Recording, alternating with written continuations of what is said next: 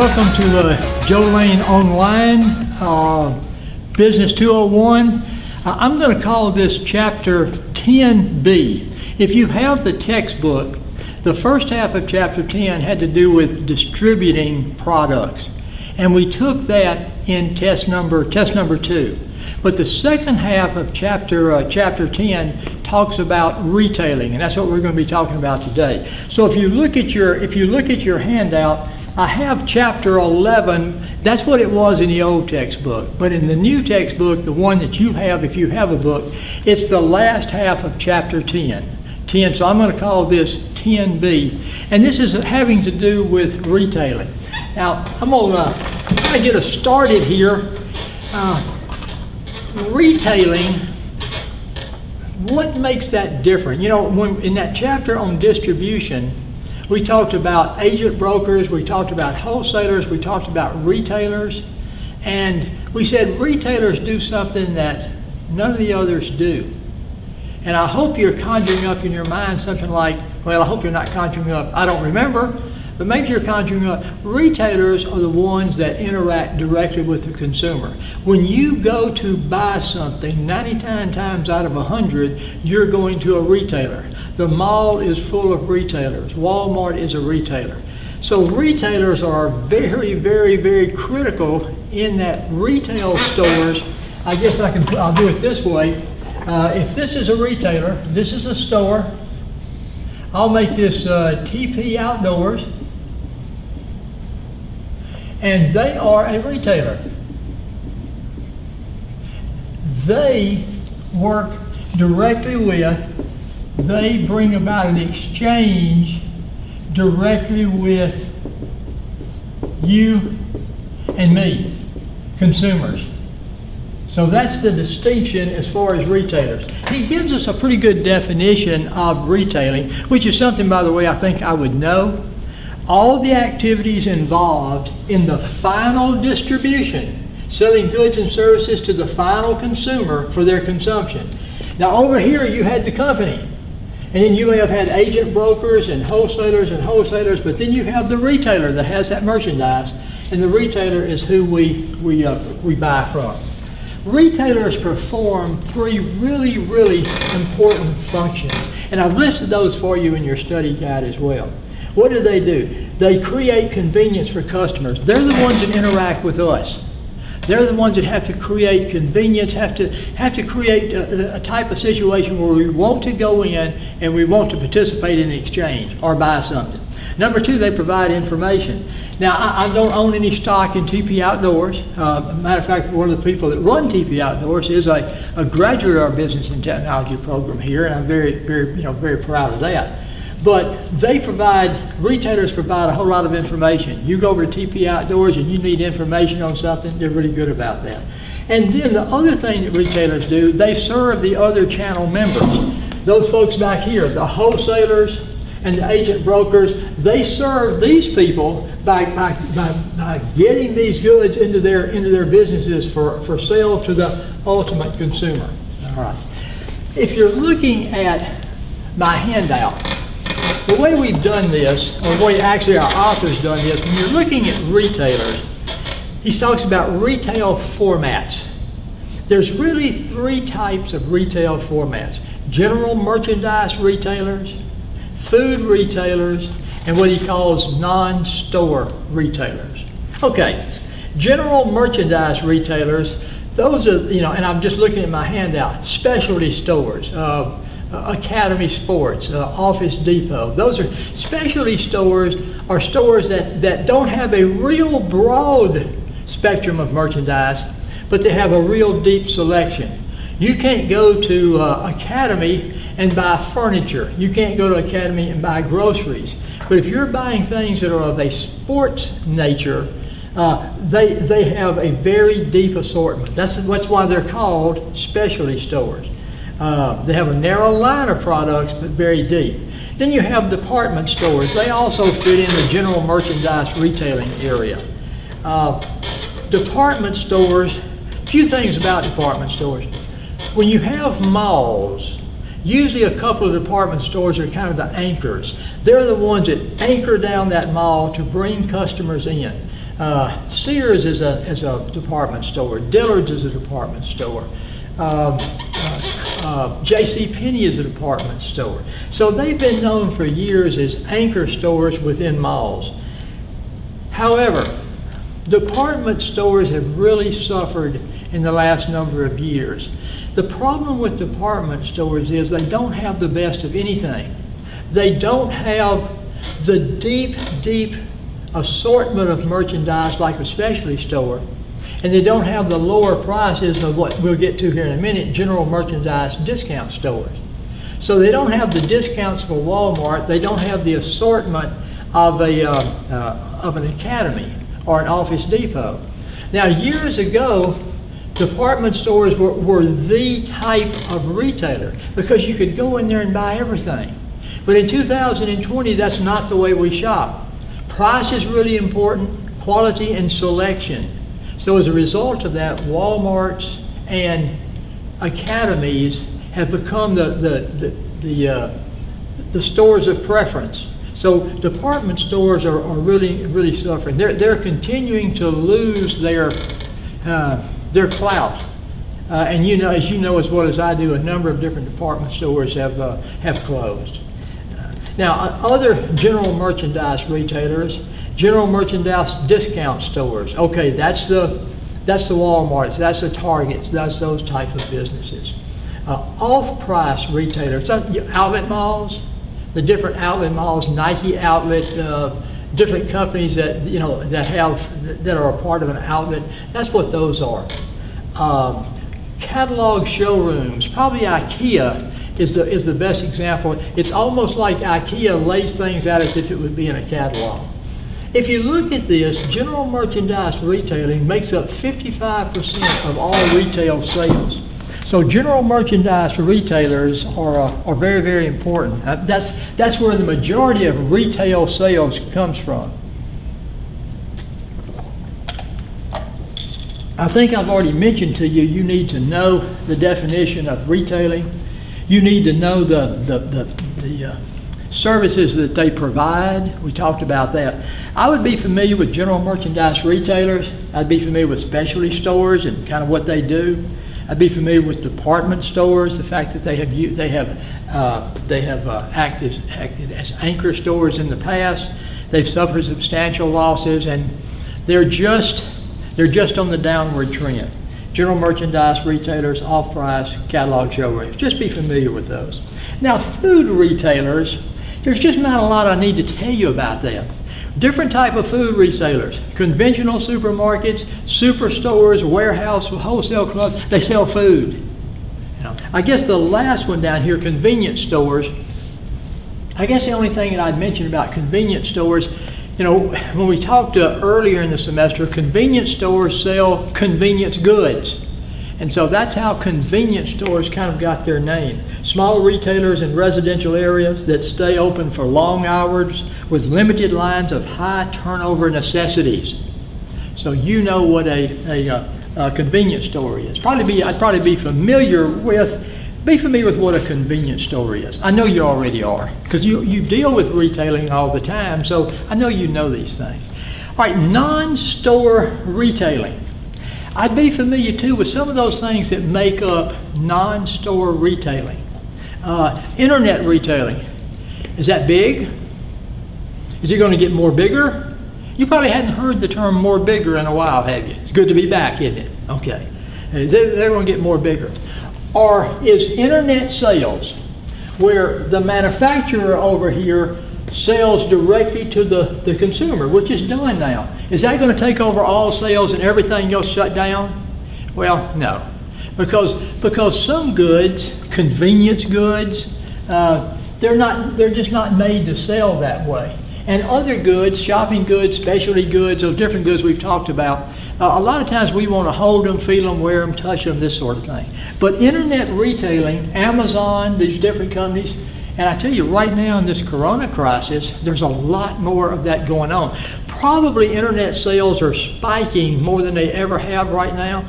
And I imagine that spiking of internet sales is going to keep internet sales up at a higher level, even after the coronavirus. more and more people are going to be used to buying on the internet. And so I bet you that if this was the level that people were doing internet sales or purchasing, I bet that level goes up here now and stays there. So it's going to be a lot more. Vending machines, television home shopping. Some people get hooked on QVC or some of these sort of things. Listen, don't ever get up in the middle of the night and cut on the TV to one of those shopping channels. Because it's amazing in the middle of the night how much you feel like you need something that you better order right now, that when you wake up and kind of get your senses about you, the next morning you say, what in the world was I thinking about? But it's okay, they do some good things.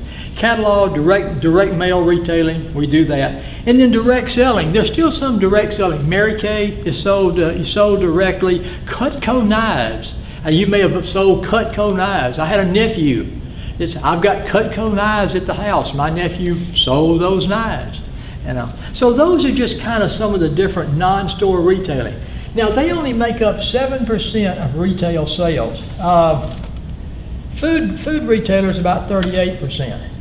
In my opinion, general merchandise retailing at 55%, I'm thinking that may go down a little bit, especially because of the season we're in right now.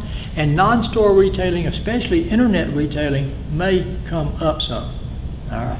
So let's talk a little bit about retailing decisions, some of the decisions that retailers have to make. And I've laid this out on your handout, I think fairly well for you also. Merchandise and service mix. If I haven't said it, I would be familiar with some of the different types of non-store retailing. And you know about familiar with, I'm not going to have you list them or anything like that, but just be familiar with what they are. All right, back to retailing decisions. One of the decisions they have to make has to do with the mix. What mix of products am I going to have? And what mix of service, am I going to have? A lot of times when we buy certain products, when I buy a weed eater or I buy a chainsaw, it's really important to me that where I buy that product from, I can get service.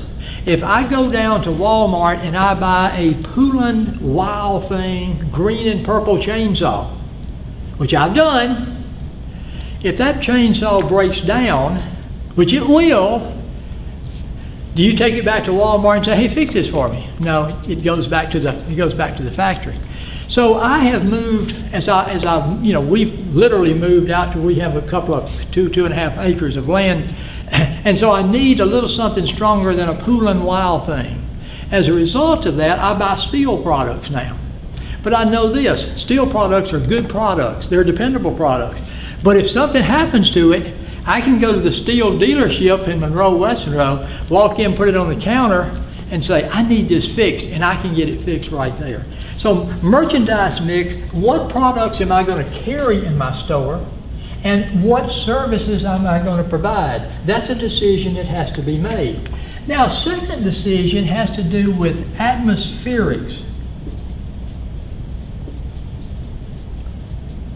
Atmospherics really talks about just the general atmosphere of the store. Now, if you were in class with me, and I'm looking, as a matter of fact, we're doing this in 363, my classroom.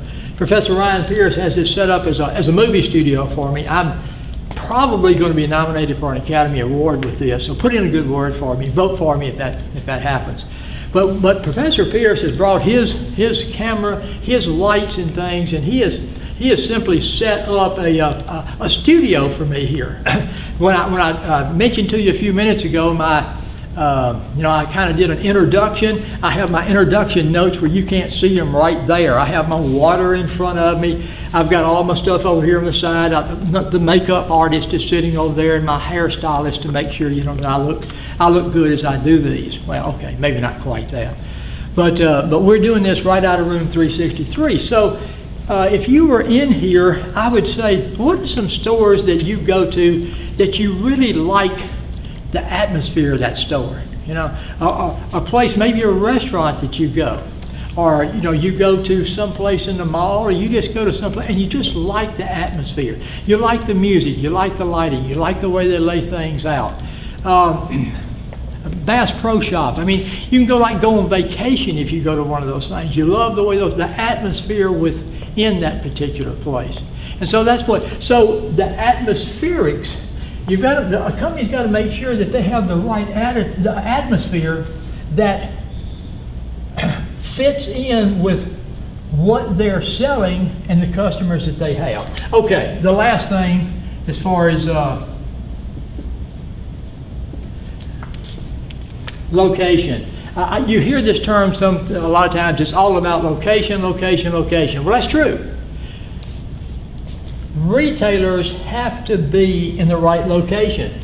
They've got to be close to got to be close to the customers because customers don't want to have to go that far. You always notice fast food. If you see a McDonald's, you're probably going to see a Burger King and a Sonic and Chick-fil-A. You're going to see that kind of cluster because they found that if you go down to North 7th Street in West Monroe, just right, or Constitution Avenue in West Monroe, Restaurant Row over there, which all of that, of course, is closed right now. But it is critically important, your location. I've probably said this in class before. If you had a really nice clothing store, let's say that you had a great assortment of clothing, let's say you had really good prices, and you located that clothing store in Start, Louisiana, you're not going to make it. You're not going to make it because in 2020, people are not going to take the time to go there consistently enough to keep you in business. Okay, kind of the last few things in this, and then chapter 10b, he talks about trends in retailing. Well, here's kind of the deal. In the past, retailers would stay in business forever in the same format. Department stores for about a century were just department stores. They did what department stores did. There wasn't very much change. Now, in my opinion, well, I think you can see that department stores are kind of at the end of their existence unless they change their identity. They're going to have to move away, I think, from pure department store stuff to be able to survive. So what's happened is what they call the retail life cycle. How long a particular type of retailer lives has shortened very much. A particular type of retailer doing a particular type of thing is not going to last like 100 years that department stores lasted. They're going to have to make substantial changes in their business over time to keep up with current culture, current trends, and that sort of thing. The retail environment is really a very, very rapidly changing environment. I think I see a couple other things here in trends in retailing. Technology-based developments. Technology is a big deal. The broadening competitive base. There's competition everywhere. A lot of times retailers now, I mean, you have a grocery store, a convenience store that sells gasoline. What else do? They have a Wendy's in there. So they're mixing different types of retailing in the same location. So that being the case, retailing has changed quite a bit. Let me look through here and say I would be familiar with what marketing mix is. I'd be familiar with what atmospherics is, and I'd be familiar with what location is. When it comes to trends in retailing, just be familiar with the fact that retailing is changing very, very rapidly. And that the retail life cycle, the life cycle of retailers has gotten much, much, much shorter. Retailers, they affect us because we're in there every day. They're the business that we see the very most. So that kind of talks about chapter 10b, retailing, with us. I think that does a pretty good job with that particular chapter. So I'm going to close this chapter down. You know the drill. I'm going to close it down with a big loud clap so Professor Pierce knows I finished a chapter, and he can, as he's doing my editing for me. And then we're going to come back with chapter 11 as we're moving through all those chapters you need for test number 3. All right? I think we are done. Be back with chapter 11.